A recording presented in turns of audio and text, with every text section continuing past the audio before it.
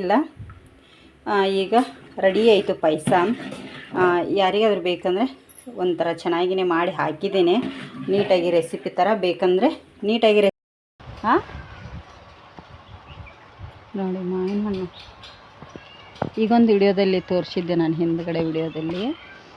Hi, welcome back to YouTube channel. ಹೇಗಿದ್ದೀರಾ ಸ್ನೇಹಿತರೆ? ಎಲ್ಲರೂ ಚೆನ್ನಾಗಿದ್ದೀರಾ? ನಾನು ಸಹ ಚೆನ್ನಾಗಿದ್ದೆ. ನೋಡಿ, ಲಾಗ್ ಲೇಟ್ ಮಾಡಿ ಸ್ಟಾರ್ಟ್ ಮಾಡ್ತಾ ಇದ್ದೀನಿ.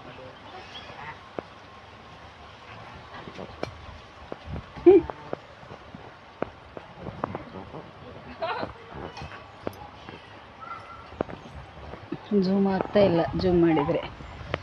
ಸ್ನೇಹಿತರೆ, ಇವತ್ತು ಕರೆಂಟ್ ಅಂತೂ ಇಲ್ಲವೇ ಇಲ್ಲ. ನಂಗೆ ಯಾಕಮ್ಮ ಕರೆಂಟ್ ಇಲ್ಲ? ನೋಡಿ, ನನ್ನ ಮಗ ಇದಕ್ಕೆ ಕೋಲ್ ಕೊಟ್ಟು ನಿಲ್ಲಿಸಿದ್ದಾನೆ. ಕರೆಂಟ್ ಇಲ್ಲ ಇವತ್ತು. ಸಿಕ್ಕಾಪಟ್ಟೆ ಸೆಕೆ ಇದೆ ಒಳಗಡೆ. ಧನುಷ ನಾನು ಬೆಳಗ್ಗೆ ಈಗ 6:00 ಹೋಗ್ತೀವಿ ಕೆಲಸಕ್ಕೆ. ನಮ್ಮಮ್ಮರು ಏನು ಊರಿಗೆ ಹೋಗಿದ್ದಾರೆ ಅಂತ ಹೇಳಿದ್ದೇನೆ ಮನೆ ಉಳಿಯೋದಲ್ಲಿ. ಇಲ್ಲ, ಅವರು ಒಂದು ಸ್ವಲ್ಪ ದಿನ, ಒಂದು 6-10 ದಿನ ಇಲ್ಲ, ಸುಮ್ಮನೆ ಮನೆಯಲ್ಲಿ ಯಾಕೆ ಕೂತ್ಕೊಳ್ಳೋದು ಅಂಥೇಳಿ ಬೆಳಗ್ಗೆ ಬೇಗ ಹೋಗ್ತೀನಿ ಹುಲ್ಲು ತೆಗಿಲಿಕ್ಕೆ. ಯಜಮಾನ್ರು ಹೇಳಿದ್ರಂತೆ, ಅವರು ಡ್ರೈವಿಂಗ್ ತುಂಬ ಅದಾವು, ಅವರು ಡ್ರೈವಿಂಗ್ ಹೋಗಿ ನೀವು ಅಂಥೇಳಿ ಅಂದು ನಾನು ಧನುಷ ಬೆಳಗ್ಗೆ. ಶ್ರೇಯಾನ ಎಕ್ಸಾಮ್ ಸ್ಟಾರ್ಟ್ ಆಗಿದ್ದಾವೆ ಈಗ. ಅವಳಿಗೆ ಟಿಫಿನ್ ಎಲ್ಲ ಮಾಡಿಕೊಟ್ಟು ನಾನು ಕೂಡ ಇಬ್ಬರು ಧನುಷ ನಾನು ಕೆಲಸಕ್ಕೆ ಹೋಗ್ತೇವೆ. ಒಂದು 10-10:30 11 ಗಂಟೆ ಅಂದರೆ ಮತ್ತೆ ರಿಪೀಟ್ ಮನೆಗೆ ಬರ್ತೀನಿ. ಸಿಕ್ಕಾಪಟ್ಟೆ ಸಿಕ್ಕೆ. ನನಗಂತೂ ಮುಖ ಒರೆಸ್ಕೊಂಡಿದ್ದು ಎಲ್ಲ ಉರಿತಾ ಇದೆ ಬಿಸಿಲಲ್ಲಿ. ಕೆಲಸಕ್ಕೆ ಹೋದಾಗ ಉರಿತಾ ಇದೆ. ಬಂದು ತೆಂಗಿನ ಎಣ್ಣೆ ಹಚ್ಕೋತೇನೆ ಮುಖಕ್ಕೆ, ಅಷ್ಟೊಂದು ಬಿಸಿಲಿದೆ. ಬಂದು ರಾತ್ರಿ ಮಾಡಿರೋದು ಸ್ವಲ್ಪ ಅನ್ನ ಇತ್ತು. ಇವತ್ತು ಶ್ರೇಯ ಕಾಲೇಜ್ಗೆ ಹೋಗಿಲ್ಲ, ನಾಳೆ ಇದೆ ಎಕ್ಸಾಮ್. ನಿನ್ನೆ ಇತ್ತು ಎಕ್ಸಾಮ್, ಇವತ್ತು ಗ್ಯಾಪ್ ಇದೆ, ನಾಳೆ ಇದೆ. ಹಾಗಾಗಿ ರಾತ್ರಿ ತಣ್ಣಿತ್ತು, ಪುಲಾವನ್ನ ಮಾಡಿದೆ. ಅದಕ್ಕೆ ವಿಡಿಯೋ ಏನು ಮಾಡಲಿಲ್ಲ, ಸಾಕಾಯಿತು. ಕರೆಂಟ್ ಕೂಡ ಇಲ್ಲ. ಬೆಳಗ್ಗೆ 9 ಗಂಟೆಗೆ ಹೋಗಿದೆ ಕರೆಂಟು. ಈಗ ಹತ್ರ 2:30 ಆಗಿದೆ ಟೈಮ್, ಮಧ್ಯಾಹ್ನ. ಸಿಕ್ಕಾಪಟ್ಟೆ ಸೆಕೆ ಆಗಿದೆ, ಸೆಕೆ ಅಂತೂ ಇದೆ. ಅದಕ್ಕೆ ಏನಾದರೂ ಮಾಡಬೇಕು ಅಂತ ಧನುಷಿ ಬಾರಮ್ಮ ಏನಾದರೂ ಮಾಡುವ ಅಂತಂದ ಸ್ನೇಹಿತರೆ. ಈಗ ಅವನಿಗೆ ಏನಾದರೂ ಸ್ವೀಟ್ ಮಾಡಿಕೊಡ್ಬೇಕಂತೆ. ಏನು ಸ್ವೀಟ್ ಮಾಡಬೇಕು ಈಗ? ಅವನಿಗೆ ಸ್ವೀಟ್ ಬೇಕಂತೆ, ಏನಾದರೂ ಸ್ವೀಟ್ ಮಾಡಿಕೊಡಮ್ಮ ಅಂತ ಇದ್ದಾನೆ. ನನಗೆ ಇಲ್ಲಿ ನೋಡಿ ನೀರು ಹೇಗೆ ಹೋಗ್ತಾ ಇದೆ. ನೀರು ಕುಡಿದೆ. ಒಳಗಡೆ ಹೋಗಿ ನೀರು ತಂದು ಕೊಡಿ ಅಂದರೆ ನನ್ನ ಮಗ ಹೇಗೆ ನೀರು ಕೊಟ್ಟಿದ್ದಾನೆ ಗೊತ್ತಾ ಸ್ನೇಹಿತರೆ? ಇಲ್ಲೇ ಕೂತಿದ್ದೆ, ತುಂಬ ಹೊತ್ತಾಯ್ತು, ಒಂದು ಅರ್ಧ ಗಂಟೆ ಆಯಿತು ಕೂತು. ಸ್ವಲ್ಪ ನೀರು ಕೊಡು ಕುಡಿಲಿಕ್ಕೆ ಅಂದೆ. ನಾವೇನು ಕೆಲಸಕ್ಕೆ ಬಾಟ್ಲಿ ತುಂಬ್ಕೊಂಡು ಹೋಗಿರ್ತಿಲ್ಲ, ಆ ಬಾಟ್ಲಿ ಅರ್ಧ ಖಾಲಿಯಾಗಿತ್ತು, ಇನ್ನೊಂದು ಸ್ವಲ್ಪ ನೀರಿತ್ತು, ಅದನ್ನೇ ತಂದು ಕೊಟ್ಟು ಹೋದ ಬಾಟ್ಲಿನೇ. ಹಾಗಾಗಿ ಬಂದು ತುಂಬಾ ಬಟ್ಟೆ ಇರ್ತವೆ. ಬೆಳಗ್ಗೆ ಸ್ನಾನ ಮಾಡಿರ್ತೀವಿ, ಮತ್ತು ಡ್ರೆಸ್ ಹಾಕೊಂಡೋಗಿರ್ತೀವಲ್ಲ, ಹುಲ್ಲೆಲ್ಲ ಹತ್ತಿ ಗಲೀಜಾಗಿರ್ತಾವೆ ಅಂತ ಅವನು ತೊಳೆಯೋದು ಬಂದು ತುಂಬ ಬಟ್ಟೆ ಇತ್ತು, ಎಲ್ಲ ಇಲ್ಲಿ ತೊಳೆದು ಹಾಕಿದ್ದೀನಿ. ಸ್ವಲ್ಪ ಹೊತ್ತು ಪುಲಾವನ್ನ ತಿಂದು ಹೊರಳಾಡಿದೆ, ನಿದ್ದೆನೇ ಬರ್ತಾಯಿಲ್ಲ. ಇಲ್ಲಿ ಅಷ್ಟು ಒಳ್ಳೆ ಗಾಳಿ ಬರ್ತದೆ, ಕೂತ್ಕೊಳ್ಳಿಕ್ಕೆ ಭಯ ಆಗ್ತದೆ. ತುಂಬ ಚೆನ್ನಾಗಿ ಗಾಳಿ ಬರ್ತದೆ, ಗಾಳಿ ಬಿಟ್ಟರೆ. ಆದರೆ ಇಲ್ಲಿ ಕೂತ್ಕೊಳ್ಳಿಕ್ಕೆ ಸ್ವಲ್ಪ ಭಯ ಆಗುತ್ತೆ ನಮಗೆ. ಯಾವ ಮರದಲ್ಲಿ ಕೂತಿರುತ್ತೆ ಅನ್ನೋದೇ ಗೊತ್ತಾಗಲ್ಲ ಸ್ನೇಹಿತರೆ. ಕ್ಯಾರೆ ಅಂತೂ ಈಸಿಯಾಗಿ ಮರನೇ ಹತ್ತಿ ಬಿಟ್ಟಿರ್ತಾವೆ, ರಪ್ಪ ಅಂಥೇಳಿ ಕೆಳಗೆ ಬಿದ್ದು ಬಿಡ್ತಾವೆ. ಇಲಿ ಇರ್ತಾವಲ್ಲ ಈ ಮರದಲ್ಲಿ. ನಮ್ಮ ಸೆಡ್ಡಲ್ಲಿ ಕೂಡ ಸಿಕ್ಕಾಪಟ್ಟೆ ಇಲಿ ಇದೆ. ಅದಕ್ಕೆ ಅಲ್ಲಿ ಹಾವು ಜಾಸ್ತಿ ಬರ್ತಾಯಿದೆ. ಮೊನ್ನೆ ವಿಡಿಯೋದಲ್ಲಿ ಈಗ ಒಂದು 3-4 ದಿನ ಆಯ್ತಾ ಗೊತ್ತಿಲ್ಲ, ವಿಡಿಯೋ ಮಾಡಿದ್ದೀನಿ ನಾನು. ನಿಮ್ಮ ಮನೇಲಿ ಇರಲಿಲ್ಲಲ್ಲ, ಮಕ್ಕಳಿದ್ರಲ್ಲ, ಅವರು ವಿಡಿಯೋ ಮಾಡಿಕೊಂಡು ಕೊಟ್ಟಿದ್ರು, ವಿಡಿಯೋ ಹಾಕಿದ್ದೀನಿ ನಾನು. ಸಿಕ್ಕಾಪಟ್ಟೆ ಸೆಡ್ಡಲ್ಲಿ ಇಲಿ ಇದೆ. ಈ ಹೆಗ್ನದು ಏನಿಲ್ಲ, ಇಲಿ ಇದೆ. ಇಲಿಗೋಸ್ಕರನೇ ಹಾವು ಜಾಸ್ತಿ ಬರ್ತಾವಲ್ಲ, ಅದಕ್ಕಾಗಿ ಯಜಮಾನ್ರ ತಲೆಯಲ್ಲಿಗೂ ಹೋಗಿಬಿಟ್ಟಿದೆ.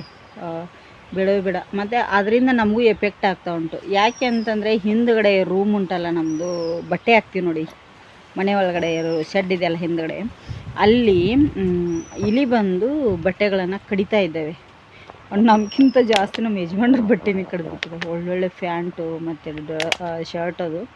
ಅದಕ್ಕೆ ಸಿಟ್ಟು ಬಂದುಬಿಟ್ಟಿದೆ ಅವರಿಗೆ. ಅದಕ್ಕೆ ಆ ಸೆಡ್ಡು ನಾನು ತುಂಬ ದಿನ ಆಯ್ತು ಹೇಳ್ತಾ ಇದ್ದೆ ಅವರಿಗೆ, ಮನೆ ಮುಂದ್ಗಡೆ ಚೆಂದ ಕಾಣಲ್ಲ ಅಂತೇಳಿ.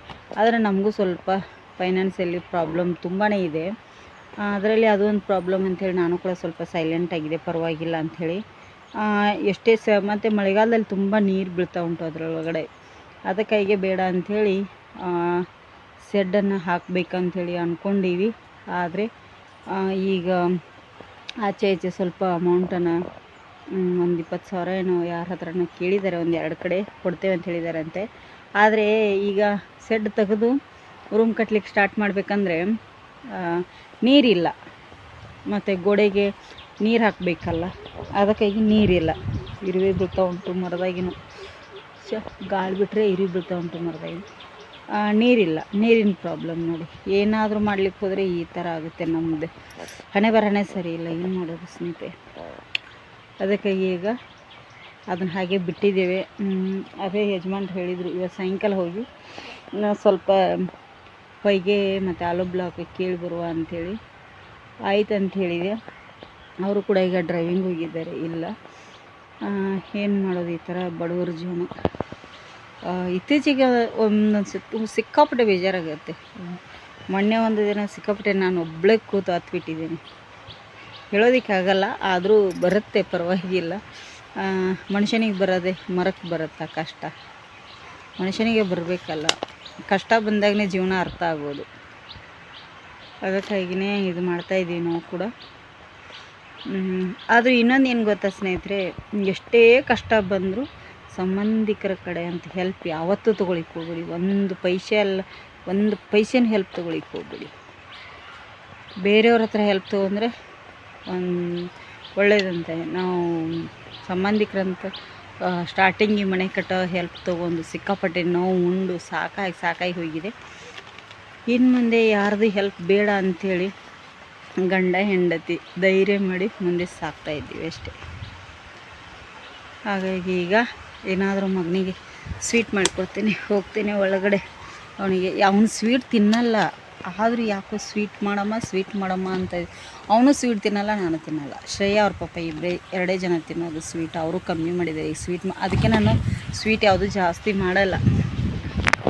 ಮತ್ತು ಇನ್ನೊಂದೇನು ಗೊತ್ತಾ, ನಮ್ಮ ಮನೆಯಲ್ಲಿ ನಮ್ಮ ಧನುಷ್ ಆಗಲಿ, ನಮ್ಮ ಯಜಮಾನ್ರಿಗೆ ಆಗಲಿ, ಸ್ವಲ್ಪ ನಾವು ಉತ್ತರ ಕರ್ನಾಟಕದವರಾಗಿರೋದ್ರಿಂದ ಸ್ವಲ್ಪ ಜಾಸ್ತಿ ತಿನ್ನೋದು ಬಜ್ಜಿನೇ ಅಲ್ವಾ. ನಾವು ಅದಕ್ಕೆ ಸ್ವಲ್ಪ ಬಜ್ಜಿ ಜಾಸ್ತಿ ಮಾಡಿರ್ತೀವಿ. ಆದರೂ ಮೋದಿಜಿಯವರು ಎಣ್ಣೆದು ಇದನ್ನು ಸ್ವಲ್ಪ ಕಮ್ಮಿ ಮಾಡ್ಕೊಳ್ಳಿ, ಚಿನ್ನ ಮತ್ತು ಡೀಸೆಲು, ಗ್ಯಾಸು, ಅಡುಗೆ ಎಣ್ಣೆ ಸ್ವಲ್ಪ ಕಮ್ಮಿ ಮಾಡ್ಕೊಂಡು. ನಮ್ಮ ಧನುಷ್ ಅದೇ ಹೇಳ್ತಾಯಿದ್ದೀನಿ, ಎಲ್ಲ ಕಮ್ಮಿ ಮಾಡ್ಕೊಂಡು ಏನು ಮಾಡ್ದಮ್ಮ ಅಂತ ನನ್ನ ಮಗ ಹೇಳ್ತಾಯಿದ್ದೆ. ಹೀಗೆ ಮಕ್ಕಳದ್ದು ನೋಡಿ ಆ ಥರ ಮಾಡ್ತೇವೆ. ಮತ್ತು ಅಡುಗೆ ಎಣ್ಣೆ ಬೇಕಲ್ಲ ಅಡುಗೆ ಮಾಡಲಿಕ್ಕೆ ಅಂತೆ. ಅವನಿಗೆ ಎಣ್ಣೆದೇನಾದರೂ ಕಮ್ಮಿ ಆದರೆ ಬಜ್ಜಿ ಅದು ಮಾಡೋದು ಬಿಡ್ತಾರಂಥೇಳಿ ಆ ಥರ ಮಾತಾಡ್ತಾ ಇದ್ದಾರೆ ಮಕ್ಕಳು. ಬನ್ನಿ ಸ್ನೇಹಿತರೆ, ಈಗ ಸ್ವಲ್ಪ ಏನಾದರೂ ಸ್ವೀಟ್ ಮಾಡೋಣ. ಸ್ನೇಹಿತರೆ, ಕರೆಂಟ್ ಇಲ್ಲ, ಅಡ್ಜಸ್ಟ್ ಮಾಡ್ಕೊಳ್ಳಿ. ನೋಡಿ, ಒಂದು ಮುಕ್ಕಾಲು ಗ್ಲಾಸ್ನಷ್ಟು ಇದು ಬಂದು ಗೋಧಿ, ಜಮಿ ಗೋಧಿ ಅಂತ ಕರೀತಾರೆ ಉತ್ತರ ಕರ್ನಾಟಕ ಸೈಡು. ನಮ್ಮ ಅಮ್ಮನ ಮನೆಗೆ ಫಂಕ್ಷನ್ ಇದೆ ಅಂತೇಳಿ ಹೋಗಿದ್ನಲ್ಲ, ಅಲ್ಲಿ ನಮ್ಮಮ್ಮ ಫಂಕ್ಷನಲ್ಲಿ ಇದರದ್ದು ಪಾಯಸ ಮಾಡಲಿಕ್ಕೆ ಮಿಲ್ಲಲ್ಲಿ ಹಾಕಿಸ್ಕೊಂಬಂದಿಟ್ಟಿದ್ರು. ಇದು ಪಾಯಸ ಮಾಡಲಿಕ್ಕೆ ಅಂತೇಳಿ ಈ ಥರ ಒಂದರಲ್ಲಿ 2 ಹೊಳಕಾಗೋ ಥರ ಮಿಲ್ಲಲ್ಲಿ ಮಾಡ್ತಾರೆ. ತುಂಬಾ ಜಾಸ್ತಿ ಆಗುತ್ತೆ ಒಂದಿಷ್ಟು. ಅದಕ್ಕಾಗಿ ನಾನು ಏನು ಮಾಡಿದ್ದೀನಿ, ಒಂದೇ ಗ್ಲಾಸು ಮಾಡ್ತಾಯಿದ್ದೀನಿ, ಜಾಸ್ತಿ ಏನು ಬೇಡ. ಇಲ್ಲೊಂದು ಸ್ವಲ್ಪ ಉಳಿದಿದೆ, ಇನ್ನೊಂದು ಸತಿ ಹಾಕತಿ. ಇದನ್ನೀಗ 2 ಸತಿ ನೀರು ಹಾಕಿ ಕ್ಲೀನ್ ಮಾಡಿ ತೊಳ್ಕೊತೀನಿ. ನೋಡಿ, ಇಲ್ಲಿ ನಾನು ಈ ಸಣ್ಣ ಜರಿಗಿಂದ 3 ಚೆಂಬಿನಷ್ಟು ನೀರು ಹಾಕಿದ್ದೇನೆ. ಈಗ ಮುಚ್ಚಿಸ್ತೇನೆ. ತೊಳೆದೆ ಒಂದು 2-3 ಸತಿ ತೊಳೆದು ಕೂತ್ಕೊಳ್ತಾ ಇಲ್ಲ. ಈ ಥರ ಈಗ ಟೋಪನ್ ಹಾಕಿ ಇಟ್ಕೊತೀನಿ. ಸಣ್ಣ ಕುಕ್ಕರಲ್ಲಿ ಇಡ್ತಾಯಿದ್ದೀನಿ ನಾನು ಕೂಡ, ದೊಡ್ಡದಲ್ಲಿ ಇಡ್ತಾಯಿಲ್ಲ. ನೋಡಿ, ಈಗ ಇದು ಚೆನ್ನಾಗಿ ಒಂದು 3-4 ವಿಜಲ್ ಬರಬೇಕು ನಮಗೆ. ಆವಾಗ ಅದು ಕುದಿಯುತ್ತೆ. ಮತ್ತು ಇದಕ್ಕೆ ಎಲ್ಲ ಹಾಕಿ ಸಾಮಾನು ಹಾಕಿ ಕುದಿಸಿದ್ರೆ ಆಯಿತು. ನೋಡಿ ಸ್ನೇಹಿತರೆ, ಇಲ್ಲಿಗ ಕರೆಂಟ್ ಅಂತೂ ಇನ್ನೂ ಬರೋಲ್ಲ. ಎಷ್ಟು ಗಂಟೆಗೆ? ಸಂಜೆ 6-7 ಗಂಟೆನೇ ಆಗುತ್ತೆ ಅಂತ ಹೇಳ್ತಾ ಇದ್ದಾರೆ. ಇಲ್ಲಿ ಕುಕ್ಕರಲ್ಲಿ ಬೇಯಿಸ್ಕೊಂಡಿದ್ನೆಲ್ಲ ಒಂದು ಪಾತ್ರೆಗೆ ತೆಗೆದು ಹಾಕ್ಕೊಂಡಿದ್ದೀನಿ. ಈ ಪಾತ್ರೆಗೆ ಈಗ ನೋಡಿ, ನಾನು ಮುಕ್ಕಾಲು ಗ್ಲಾಸ್ ಹಾಕಿದ್ರೆ ಎಷ್ಟಾಗಿದೆಯಲ್ಲ, ಅದಕ್ಕೆ ಜಾಸ್ತಿ ಬೇಡ. ಮುಕ್ಕಾಲು ಗ್ಲಾಸಿಗೆ 1 ಗ್ಲಾಸ್ನಷ್ಟು ಸಕ್ಕರೆನ ಹಾಕ್ತಾಯಿದ್ದೀನಿ. ನಿಮಗೆ ಸಕ್ಕರೆ ಬೇಕಂದರೆ ಸಕ್ಕರೆ ಹಾಕ್ಕೊಳ್ಳಿ, ಇಲ್ಲಾಂದರೆ ಬೆಲ್ಲ ಕೂಡ ಹಾಕ್ಕೊಳ್ಳಿ, ಚೆನ್ನಾಗಿರುತ್ತೆ. ನಾನು ನಮ್ಮ ಉತ್ತರ ಕರ್ನಾಟಕದ ಕಡೆ ಯಾವ ಥರ ಮಾಡ್ತಾರಲ್ಲ ಅದೇ ಈ ಥರ ಮಾಡ್ತಾಯಿದ್ದೀನಿ. ಈಗ ಕುದೀಲಿ, ಇದು ಚೆನ್ನಾಗಿ ಕುದಿಬೇಕು, ಆವಾಗಲೇ ಇದು ಹದವಾಗಿ ಬರುತ್ತೆ. ಈಗ ಇದು ಕುದೀಲಿ, ಮತ್ತೆ ತೋರಿಸ್ತೀನಿ. ಪಾಯಸ ಕುದಿಯುವಷ್ಟರಲ್ಲಿ ಒಂದಿಷ್ಟು ಪಾತ್ರೆ ಇದೆ ನಾನು. ಈಗ ಇದೊಂದಿಷ್ಟು ಪಾತ್ರೆಗಳನ್ನು ತೊಳ್ಕೊಂಡ್ಬಿಡ್ತೀನಿ. ಈಗಷ್ಟೇ ಇದು ಗೋಧಿ ಬೇಯಿಸ್ಕೊಂಡದ್ದು ಪಾಯಸಕ್ಕೆ. ಇದೊಂದಿಷ್ಟು ಪಾತ್ರೆಗಳನ್ನು ಹೊರಗೆ ಹೋಗಿ ಕ್ಲೀನ್ ಮಾಡಿ ತೊಳ್ಕೊಂಡು ಬರ್ತೀನಿ. ಅಷ್ಟರಲ್ಲಿ ಪಾಯಸ ಕೂಡ ಕುದೀತದೆ ನನಗೆ. ನೋಡಿ ಇಲ್ಲಿ ಹಾಲು ತೊಗೊಂಡಿದ್ದೇನೆ ಸ್ವಲ್ಪ. ಈ ಹಾಲಿಗೆ ಬಂದು ಪಾರ್ಲೇಜಿ ಇಂಥವು 2 ಪ್ಯಾಕೆಟ್ ಪಾರ್ಲೇಜಿನ ನಾನು ಈ ಹಾಲು ಒಳಗಡೆ ಹಾಕ್ತೇನೆ. 5 ರೂಪಾಯಿದ್ದು 2 ಅಂದರೆ 10 ರೂಪಾಯಿದು ಪಾರ್ಲೇಜಿ ನೆನೆ ಇಟ್ಕೋಬೇಕಾಗತ್ತೆ. ಈಗ 2 ಪ್ಯಾಕೆಟ್ ಹಾಕ್ಕೊಂಡ್ಬಿಡ್ತೇನೆ. ನೋಡಿ 10 ರೂಪಾಯಿದು 2 ಪ್ಯಾಕೆಟ್ ಹಾಕಿದ್ದೇನೆ, ಮುಳುಗಿದೆ. ಒಂದು 10 ನಿಮಿಷ ಇದನ್ನು ಪಾರ್ಲೇಜಿನ ನೆನಿಲಿಕ್ಕೆ ಬಿಟ್ಬಿಡೋಣ ನಾವು ಹಾಲಲ್ಲಿ. ಅಷ್ಟರಲ್ಲಿ ನೋಡಿ ಇಲ್ಲಿ ಏನು ಸಕ್ಕರೆ ಹಾಕಿದ್ನೆಲ್ಲ ಕುದೀತಾ ಇದೆ ಪಾಯಸ. ಈಗ ಇದು ಕುದೀತಾ ಇದೆ ಅಲ್ಲ ಸ್ನೇಹಿತರೆ. ಇದು ನೋಡಿ ಈ ಥರ ಕಾಳಾಗುತ್ತೆ. ನಮಗೆ ಒಂದು ಸ್ವಲ್ಪ ಗಟ್ಟಿಯಾಗಿ ತಿಕ್ಕಾಗಿ ಪಾಯಸ ಬೇಕಂದ್ರೆ ಏನು ಮಾಡಬೇಕು ಗೊತ್ತಾ, ಹಾಗೆ ಪಾರ್ಲೇಜಿ ಹಾಕಿರೋ ಒಂಥರ ಟೇಸ್ಟಾಗಿ ಬರುತ್ತೆ ಅಂತೇಳಿ ಪಾರ್ಲೇಜಿ ಹಾಕ್ತೇವೆ. ಇದಕ್ಕೆ ಬಾಂಬೆ ರವೆ ಅಥವಾ ಚಿರೋಟಿ ರವೆ ಹುರಿದಿರಬಾರ್ದು.